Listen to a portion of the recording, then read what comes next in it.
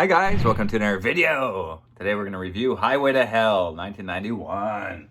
Very underrated hidden gem here. There we are. Love this film. Show you the inner artwork. It was made in, released in 91, but it was actually made and finished in 89, but they held off from releasing it a couple of years. I guess they didn't have much faith in the film, but yeah, it's such a fun little horror comedy fantasy adventure there. It definitely probably would have done better if it was released in the mid 80s or something like that. But early 90s, yeah, it came and went. No one even noticed. But yeah, I came across this when I was a kid. So nostalgia plays a big part in this film, for me with this film. And that's the case with a lot of my films, though. The ones you grow up with, you have a special place for them in your heart. So this one, it's definitely one of those for me. It's got a fun cast, man. Christy Swanson, maybe you remember original Buffy there, and you got Rob Lowe's brother, Chad Lowe. I don't remember seeing him in much things, but this film, of course, I watch it often, so it's what I remember Chad Lowe from the most. And yeah, he actually looks a lot like Rob Lowe, though. They're very similar looking. I got a lot of great other actors that you don't see too often in other films, but I like them. I've always liked them, like Patrick Bergin. He plays kind of like a Beazle / the Antichrist in this film. You may remember him from sleeping with the Enemy, that crazy husband there. Julia Roberts is a crazy husband at the beginning. And you got C.J. Graham as Hell Cop. He played Jason in Friday the 13th Part 6. Got some fun cameos. Ben Stiller, out of all people, plays the cook in one of the restaurants in Hell. And yeah, it's so hot he's cooking his eggs and stuff on the concrete. Oh my god, yeah, he has a couple of scenes. It's hilarious. His father has a scene as well. Jerry Stiller, out of all people, to be in this film. Yeah, when they show up to this little restaurant, it's so hot outside. Everyone just stays inside, I guess, because it's shaded, and everyone's just full of cobwebs. I guess they haven't moved in years. But yeah, this. So many little cameos and stuff like that in the film. The one knock I'd say is probably the music. A lot of scenes don't have the best music. It would have helped to have maybe like a John Carpenter score, of course. But I still enjoy the 80s feel. It doesn't bother me that much. But for a lot of people, they'd be like, oh, this is not for me type of thing. I can understand, but whatever. It doesn't bother me. And I'll just get into it. At the beginning, they're at a restaurant along the highway.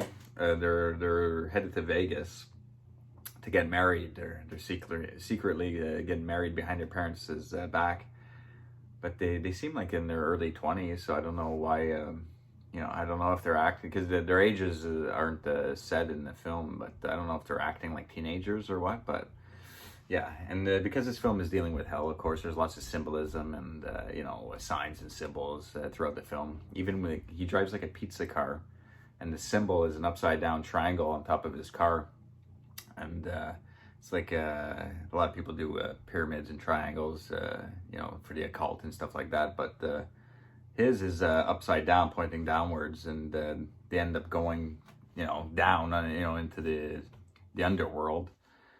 So they're driving along the highway, and the cop from the restaurant's behind them, and he's all paranoid about, running off to get married. He thinks her mom called the cops or something. I don't know. He's just being nervous. So he wants to make sure that he's not following them. So he pulls off the main interstate, takes this dark, broken down road. There's nothing on it except this gas station with Richard Farnsworth. He's the owner of it. I love Richard Farnsworth, another great actor in the film. And maybe you remember him from Misery as the sheriff. He plays in so many things, it's ridiculous. But yeah, so he has a few scenes in the film, and you can tell, because we find out that he went down that road many years, he's an old man, of course, but maybe like 50, 60 years before, and the Hell Cop got his girl, and supposedly they have to be virgins, and the Hell Cop takes only virgins or something like that to bring back to Beazle, the Antichrist in this film. And Yeah, so Patrick Bergin plays the Antichrist in the underworld and all that, but he appears in different, appears in different faces, I guess you can say, and takes on different names. So when Chad Lowe gets to hell, he seems like one of the guys that's willing to help him when his car breaks down and everything. But I guess he's just bored and toying with him once he's in hell. But anyways, I'm jumping too far ahead. But so when he's at the gas station, he tries like saying, "Oh, once you guys crash here tonight, you guys look tired and leave early in the morning and whatnot." Because there's supposedly, if you take the road, there's a road within a road between two Joshua trees and all that. And so yeah, I don't know. They're driving along the road. They ignore the advice and they take off for Vegas. And during the ride, he's starting to fall asleep. And he, I don't know, stops in the middle of the road between the two Joshua trees, and a helicopter just appears behind him. This is a scene from the end. It's not here where he appears, but he just pulls up, rips the door off, grabs Christy Swanson, and he has handcuffs, actual hands, that he puts on her wrists. So cool. It's such a crazy fantasy horror film, It's just it's very unique. They'll never make a movie like this ever again.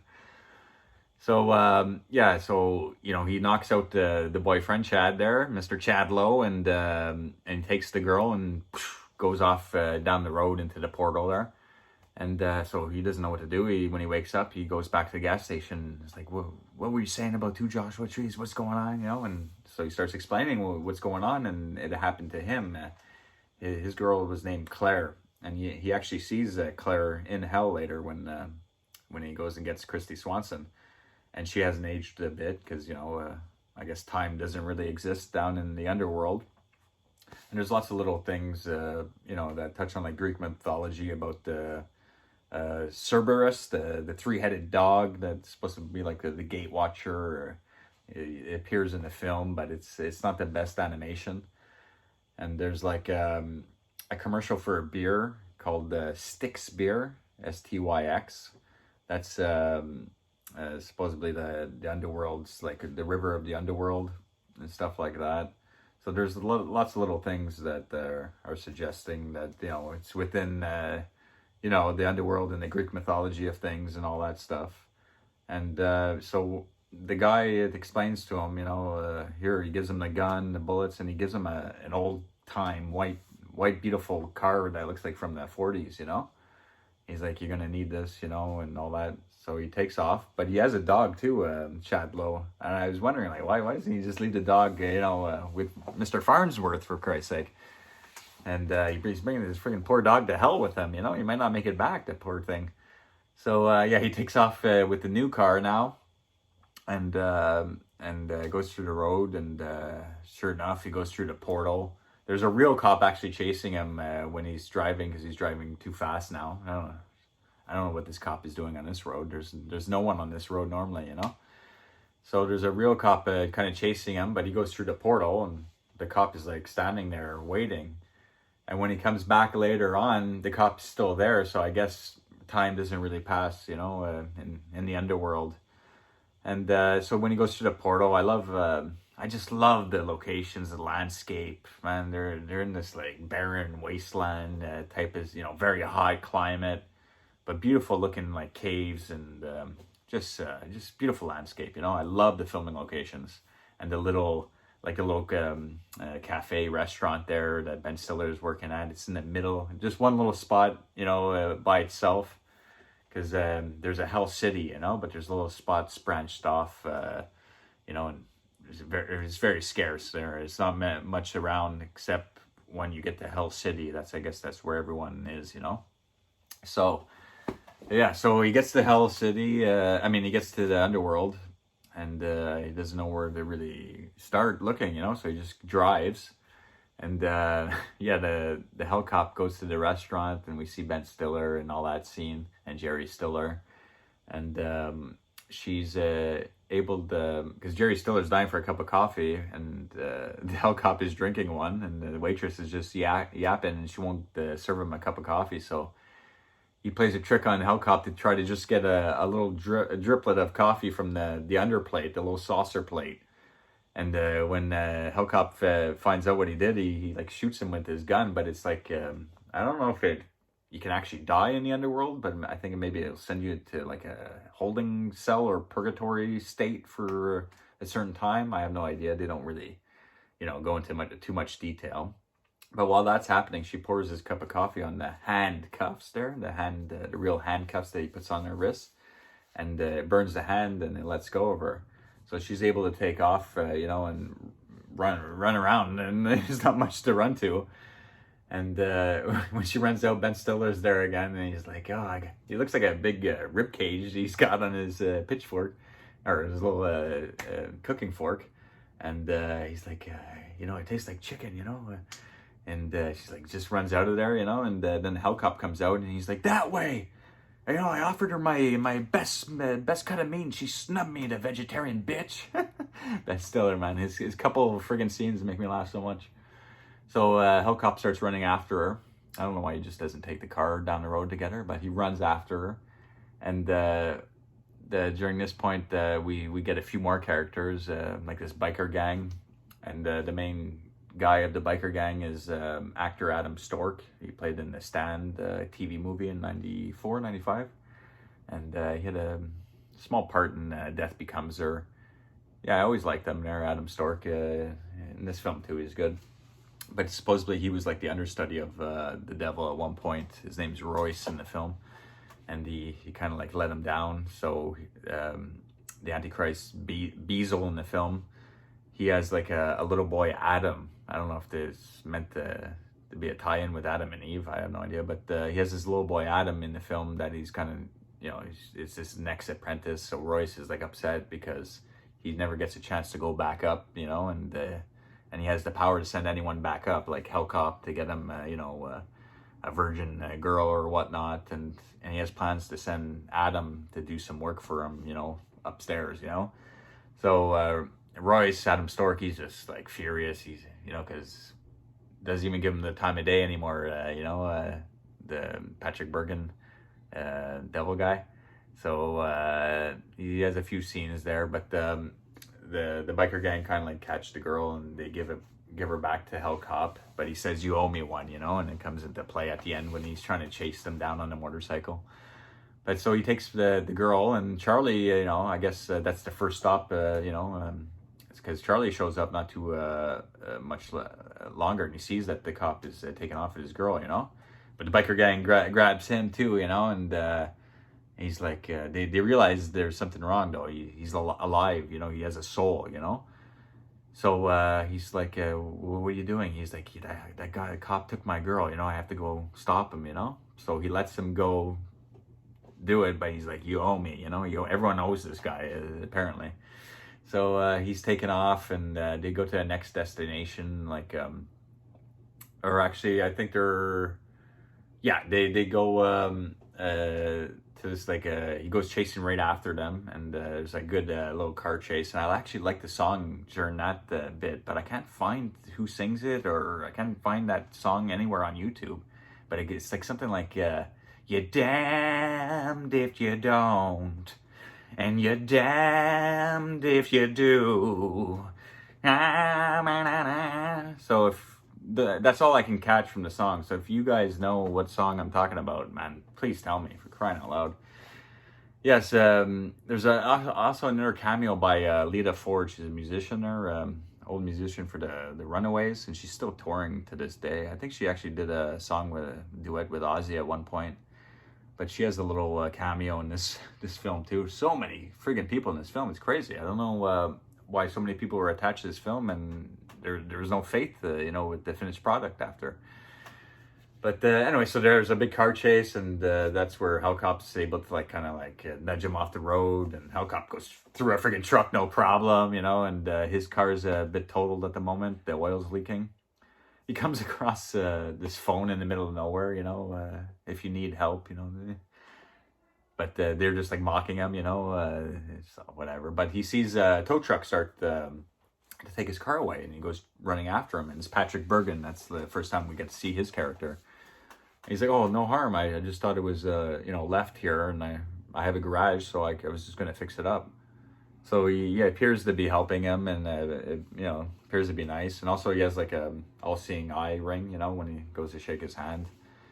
And his name of his logo on his tow truck is what is it?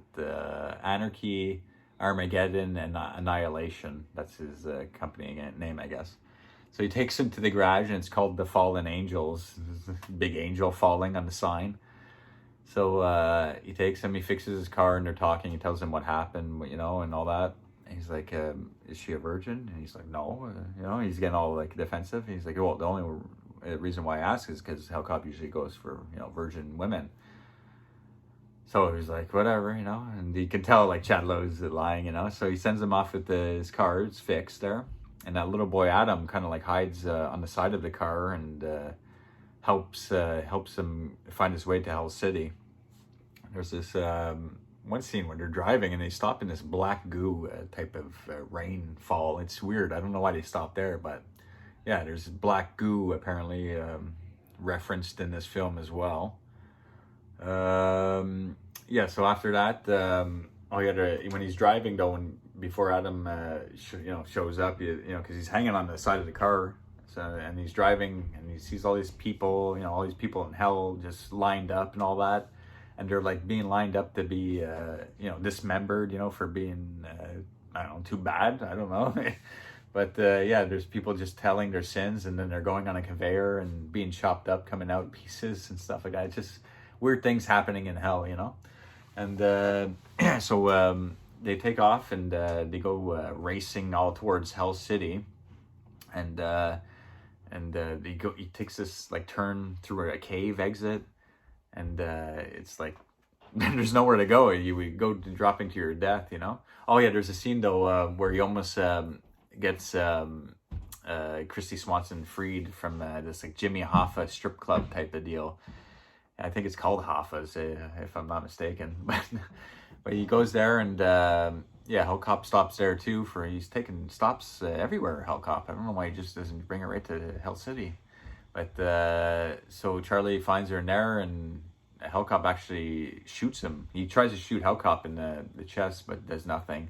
And we find out later his weak points are his glasses. You have to shoot him in those shades right there. So he shoots Charlie. Adam sees it and goes and gets Beazle, Patrick Bergen, and he's able to, cure him no problem. But he tells him, I'm not sure if it would actually killed him. He was injured, but he says it couldn't pierce your soul, I guess, because if you have a soul down there, I don't know if you can die actually.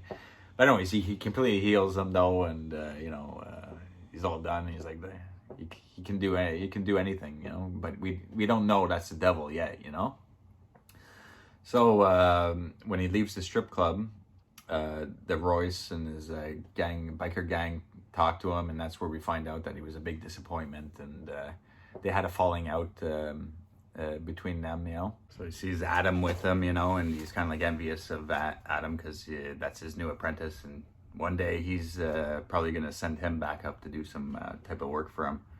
So Royce hates the kids' guts there, and whatever, they have an exchange, but he tells Patrick Bergen tells Chad Lowe that there's a shortcut to Hell City, so he appears to be helping him again. But when he goes through that shortcut, it's actually a spot where he tries to trick him to kind of like a cave, because he has an illusion that Christy Swanson's in a room tied up to a bed, and he thinks it's her and he's about to save her and everything. But then when he sees in the mirror, it's like a demonic figure. But there's about 2 minutes where Christy Swanson's trying to get him to sleep with her, to kind of like take her virginity so the devil won't want her anymore. But he's just like playing like a prank and illusion on him, so that he kind of like I don't know, gets tricked into staying there. I have no idea, but I guess the devil's just bored and he's toying with him. So but he gets out of that situation and he actually kills Hellcop in that room, but because it's all like an illusion, he doesn't really kill him. And we find out, he's still driving the Hell City with her in the back of his cop car, so they weren't even there. So he takes off, and then he goes through the caves and all that towards Hell City. And then I guess he has to cross the river. I guess it's the Styx River. And there's a guy with the sewed up eyes, and there's the three-headed dog, Cerberus there, like the guard dog. And he crosses, but he's like, hey, the guy with the sewed up eyes can sense like, hey, you don't belong here. He's like, I don't care. I gotta go get my girlfriend across. He's like, all right, but you can't cross back. So he ends up dropping him off at a location in the cave there. And there's actually this sign saying "Abandon all hope" on top of the cave. And it leads like right into the devil's mansion, I guess. I don't know. And he's like led right into the room where Christy Swanson is. I mean, I guess that was a bit lucky. So he checks the mirror, makes sure she's not a demonic entity there, and they start like making out and whatever. And then boom, we finally see the devil himself there. Comes in. The makeup's pretty good there. Steve Johnson does the makeup there. He's a good makeup effects artist. Does Night of the Demons, lots of movies. And he did that effect, does the Hellcops effects and everything. Looks really good. There's lots like scribings on his skin. I don't know if you can see in the picture, but there's like writing and stuff. It's really cool. It's really well done. It's a unique looking horror icon that no one talks about. So they're like, we don't want to be here, we're still alive, we don't belong here, we're in love with each other, so he's like, all right, go, but then we find out again he's just toying with them, but he actually lets them go, but knowing that he's probably gonna trap them there somehow. So he goes back, he's driving out of there, gets her out of there, and they're driving crazy the other direction, against the traffic, getting the frig out of the as far away as possible, trying to get back to that portal, the road within a road area. But they come across the Fallen Angel garage there where he fixed up his car, and now it's like a huge tower all of a sudden. So I guess he has the ability to manipulate anything and structures and anything he wants, however he wants. And then he comes out with this crazy looking red suit and everything, And now it's made apparent that when they ran out of the room, he flips the mirror, and it's the devil face, and then you see it's it was him all along. So that's where he told you, if you didn't realize, that's where he let you know for the first time that it's him actually all along. So when he gets to that garage there, he thinks it's kind of like his buddy still, because he's been helping him, but he's like, who I am. And he actually even says, what if I made you a quarterback of the Rams? Would you give me Adam and Rachel? And he's like, well, if you said the Niners, because he has a 49ers hat, he's like, I maybe I would have said yeah, but because you didn't, go to hell. But I guess it's interesting because the devil is maybe saying like, just like that, I can make you the star of anything. And maybe in our world, if it's really like that, these people are have no talent, and it's really showing in our music and film industry, especially nowadays. So even sports, for that matter, too political for my taste. But when you so when he tries to make a deal, he says, okay, I'll race Hellcop. If I win, you let us out, even with Adam, because Adam too, I think he was alive and he was taken from his family just to have an apprentice. So he's like, what's the terms, He's like, well, if we lose, you can have, obviously, Christy Swanson says you can have me, So he's like, all right, deal. And another thing with the 49ers hat, 4 + 9 = 13. And Niners, 9 is the devil's number or symbol. Supposedly the Antichrist is a symbol, so there's lots of little symbolism things with that. And back to like him being able to make Chad Lowe the starting quarterback of the Rams, if that maybe the people that are actually superstars in the leagues are actually occult members, and they're placed there for a reason, A-list movie stars, you know. Who knows what's going on behind the scenes, you know. But it's just, it's interesting that he says that in the film, I thought. And yeah, so anyways, he goes on, but he has like a bit of a head start because Hellcop is still like, you know, coming from Hell City after they stole his car to get out of the mansion and blew up his engine. So he had a few midgets working on the engine and everything, and Hellcop squishes one in under the hood. Anyway, so there's a huge race. They're going for the portal. I love where Beazle there, Patrick Bergin, he just goes up top of this big sand hill to watch the race. But there's something special in the car. There's a turbo-injected switch underneath that Farnsworth forgot to mention before he drove off. So while they're shooting and racing with Hellcop, the bullet falls under the seat, and Christy Swanson sees the switch, so she, you know, pushes it, and it gives them the speed they need and the distance they need to get through the portal. But also the biker guy, Royce there, he's so pissed that he's given a chance to them and Adam, the boy, to go back up, that he's like going after them with the sword and everything. And Clara, Farnsworth's girl back in the day, is with Royce now, and she's on back of the bike, and she puts her scarf over her face, his face, and says like, "Let them live," you know. And they go flying off a cliff. But at the end, I'm not sure if they're like dead or like, because her body looks like it's moving, but it also looks like it's kind of like caving in, where it's like sucking in, you know, after they fall down the cliff. So I'm not sure if they survive that, but they're there for eternity and they're already dead. So how does that work? You know, like if people can die, like all these people that have been in that restaurant cafe, they would have jumped off that cliff years ago. I mean, they're just sitting there with cobwebs on themselves. I mean, you know, like, so I'm not sure. I think they're still alive, and that's what they're implying at the end with her moving her hand.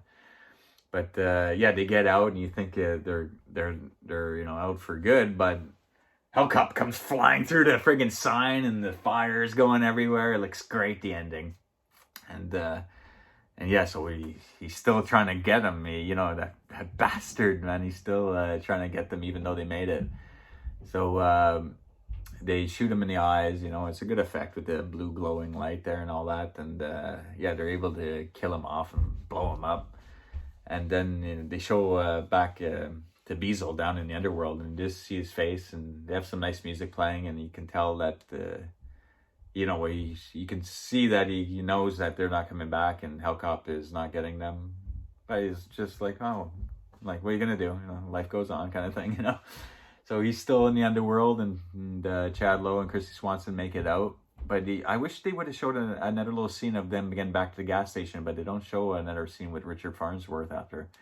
Would have been cool. But yeah, they have some writing at the end of the credits saying that they married with their parents' blessing, and for Beazle, life goes on. Like, you know, it's just another day in hell. But yeah, yeah, it's just a fun little hidden gem that no one talks about anymore, you know. So, I mean, I don't know if I missed too much there. It's just a fun friggin' movie that I watch like once a week, you know. It's late at night. Yeah, I'd like to fall asleep to this one, you know. Whatever. It's a good time any time's a good time to watch this one. Anyway, so I'm rambling a little bit there. It's getting late. Hope you enjoyed this one, guys. Thanks for watching. Take care. Bye. You gonna get it, bitch!